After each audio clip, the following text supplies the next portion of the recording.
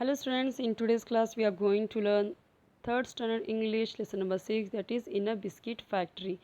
So बच्चों इसमें हम देखने वाले हैं किस तरीके से फैक्ट्री में बिस्किट बनाया जाता है, तो वो हम देखेंगे उसका प्रोसेस क्या होता है। तो आपको तो बहुत ही पसंद होता है बिस्किट, सुबह भी चाय के साथ में, ठीक है, इवनिंग में भी आपको मन करता है तो आप बिस्किट खाते हो चाय के साथ में या दूध के साथ में भी, टिफ़िन में भी लेके चले जाते हो बिस्किट, और जब आपको पैसे मिलते हैं तब भी आप खरीद लेते हो। कितने सारे बिस्किट्स होते हैं, जैसे कि ओरियो, पार्ले जी, मोनाको, ठीक है, और कितने सारे होते हैं ना। तो आपका कौन सा फेवरेट है, आप मुझे कमेंट करके बताना कि आपका फेवरेट बिस्किट कौन सा है।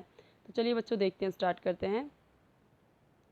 सो स्टूडेंट्स, स्टार्ट करने से पहले चैनल सब्सक्राइब कर लीजिए, बेल आइकन प्रेस कर लीजिए, और बेल आइकन प्रेस करोगे ना तो 3 ऑप्शन आता है बच्चों, 3 ऑप्शन आता है। तो पहला ऑप्शन रहता है ऑल का, तो ऑल वाले पे क्लिक करना, ठीक है। उससे क्या होगा, जब भी मैं कोई न्यू वीडियो अपलोड करूँगी तो आपको उसका नोटिफिकेशन मिल जाएगा, तो आप ईजिली देख पाओगे, ढूंढने की ज़रूरत नहीं पड़ेगी, ठीक है बच्चों।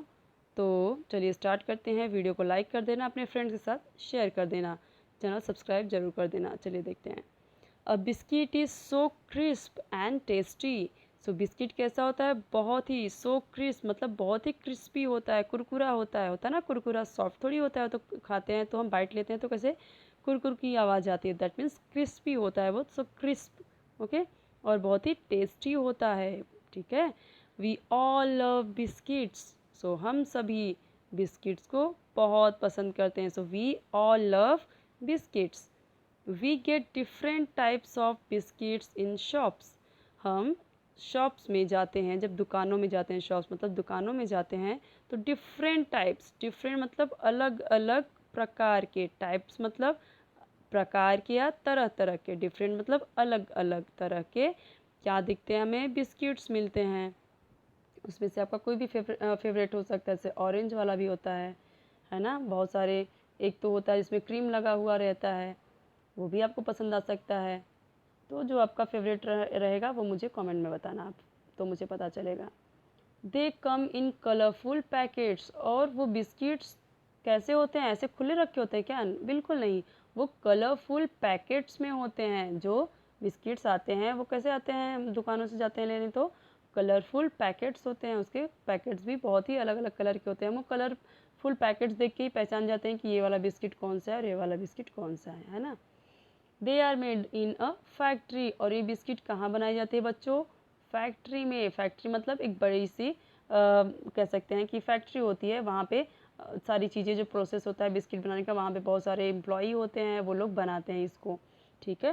फैक्ट्री मतलब तो आपको पता ही होगा, जहाँ पे लोग काम करने जाते हैं, वहाँ पे कोई चीज़ बनाई जाती है, उसको बोलते हैं फैक्ट्री।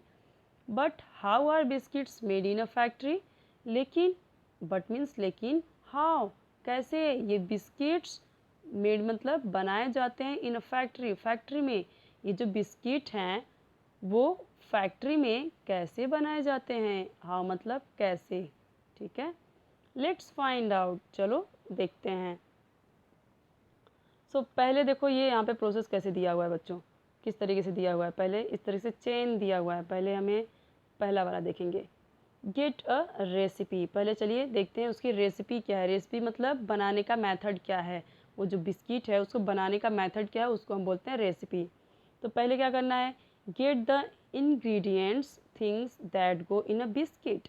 तो पहले तो वो इंग्रेडिएंट्स हमें लेना पड़ेगा। इंग्रेडिएंट्स मतलब कि किससे बनता है वो, ठीक है। जैसे कि अगर पार्ले जी बिस्किट बन रहा है तो उसमें क्या लगेगा, मैदा लगेगा, दूध लगेगा, शक्कर लगेगा, ठीक है, ये सारी चीज़ें लगेंगी। तो वो सर उन सभी चीज़ों को क्या बोलते हैं, इंग्रेडिएंट्स। जैसे मान लीजिए कोई बिस्किट है, जैसे कि गुड डे बिस्किट होता है, उसमें क्या डाला होता है, काजू भी डाला होता है उसमें, ठीक है, कैश्यू नट्स जो होता है वो भी। तो उसमें क्या क्या हो गया, कैश्यू नट्स हो गया, एंड क्या हो गया उसमें, शुगर हो गया, तीसरा चीज़ क्या हो गया, मैदा हो गया, और क्या होता है उसमें, दूध हो गया, तो दूध भी हो गया, वाटर। सो ये पूरा मिला के उसी को बोलते हैं हम इंग्रेडिएंट्स। क्या बोलते हैं उसको, इंग्रेडिएंट्स, मतलब वो जो सामग्री है पूरी, उसी को बोलते हैं इंग्रेडिएंट्स।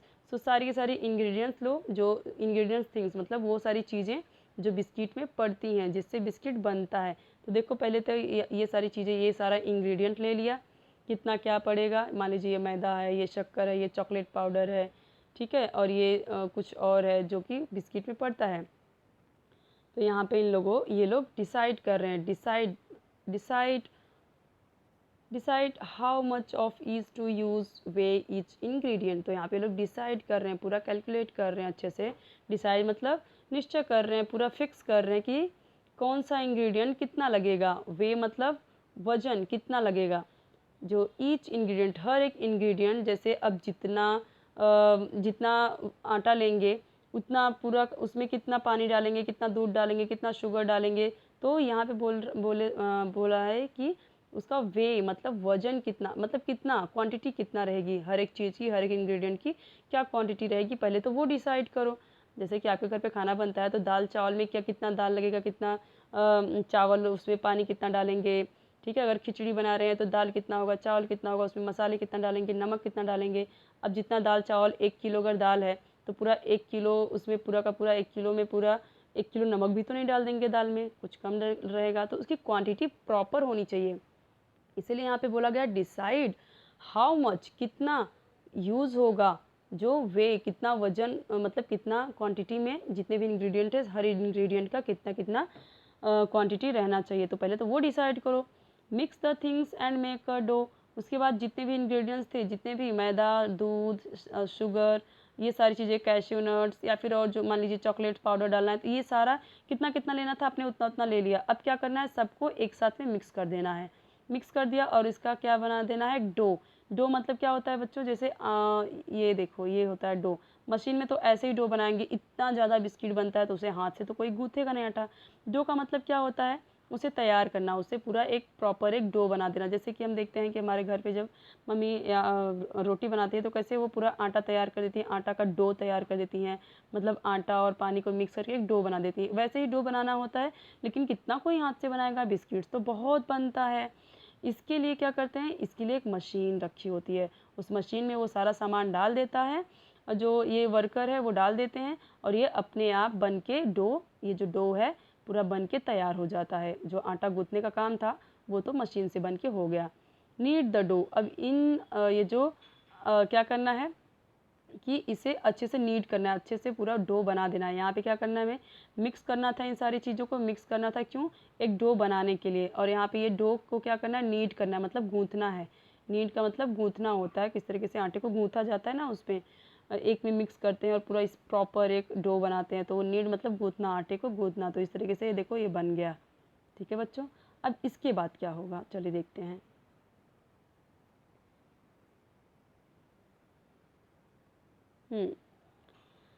अब इसके बाद क्या होगा, यहाँ से देखते हैं। Cut roll out the dough. अब ये डो जो है इसको क्या करना है, ऐसे रोल करना है, जैसे हम रोटी कैसे बेलते हैं, चकले पे रख के फिर बेलन से बेलते हैं। लेकिन ये तो बिस्किट है, बहुत ज़्यादा डो है इसका, बहुत ज़्यादा आटा है। तो इसको कैसे करते हैं, ऐसे रोल, एक मशीन होती है इसके लिए भी, एक बड़ी सी मशीन होती है। ठीक है, फैक्ट्री है तो फैक्ट्री में बड़ी बड़ी मशीनें होती हैं। इस फैक्ट्री में क्या करते हैं, उस पूरे डो को डाल देते हैं और ये पूरा रोल होके, पूरा बेल के, पूरा इस तरीके से देखो, इससे पूरा ये मशीन से पूरा रोल होके आ जाती है। Roll out the dough, roll होके इस तरीके से आ जाता है।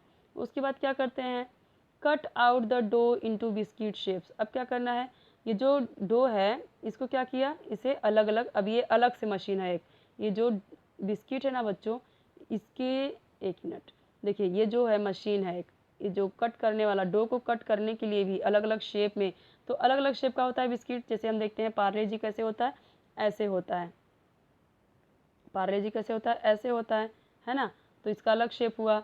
और जो गुड्डे होता है वो कैसे होता है, उस पर इस तरीके से लाइन होती हैं, ऐसे होता है। और जो क्रैक जैक होता है वो कैसे होता है, उसमें इस तरीके से होल होल ऐसे होता है।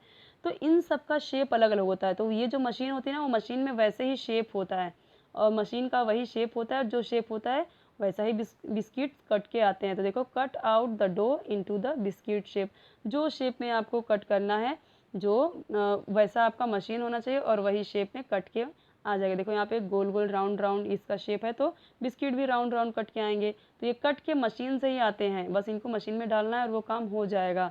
हाथ से कट करने की ज़रूरत नहीं है, जैसे हम रोटी के लिए कैसे कट करते हैं वैसे इनको ज़रूरत नहीं है, क्योंकि इनके पास मशीन है बड़ी बड़ी।